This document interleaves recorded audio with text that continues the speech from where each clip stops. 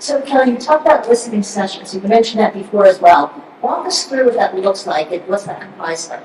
Sure. And Shannon would be best able to talk to our this for us, but we did the employee engagement survey. We kind of statistically look, where might we want to target? Where are people feeling less included? Where could we start to improve, whether that's a department or a certain sector of our population? And then we bring them in. We often bring in a third-party facilitator, so it's very safe and they can navigate that, and we can get very candid feedback from those how we want to maybe target or maybe push for improved engagement. Do you do it with them as a group, or do you do individual interviews as well? It depends on how big it is. I think generally as a bigger group we have done it. We found that to be it. I like the thought of individual as well. Well, I did it with the police department one time, and we tried it as a group, but it didn't work very well. So the one-offs were better. I'll say two things. I'll answer this in two ways, because we actually do listening as well. We call it Z chats, and so the CEO and I twice a month. We have anyone can sign up. It's 10 to 15 people. We keep it very, very small, and they can ask us anything.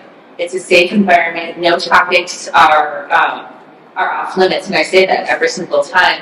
And in those sessions, we've learned so much from what the front line wants and needs, and we've solved so many issues. Because my CEO was great, like, that's wrong. We're going to fix that. Calm down, I don't know if I can fix that, but it's wonderful because people really, they really do open up to us, and it gives him insight that he might not get if he wasn't talking to 10 to 20 people individually in that kind of settings. And then because we're distributed, we also do what we call our distributed town halls, where Steve and I travel around and we go to places where we have concentrations of people and we bring them all together. And oftentimes, we just went down to Florida. We have a ton of people, field folks in Florida, who are kind of quite honestly maintaining and operating our network there. And they all came, and they came to a central place, and we fed them, and we talked to them for 2 hours about whatever they wanted to talk about. So I just think remaining really grounded and listening to people, that's really the best way that you can stay engaged, because I can talk to leadership until the day is long. They do listen to me, but I bring Steve out to one of those events. He hears it and sees it in a different way. That's great.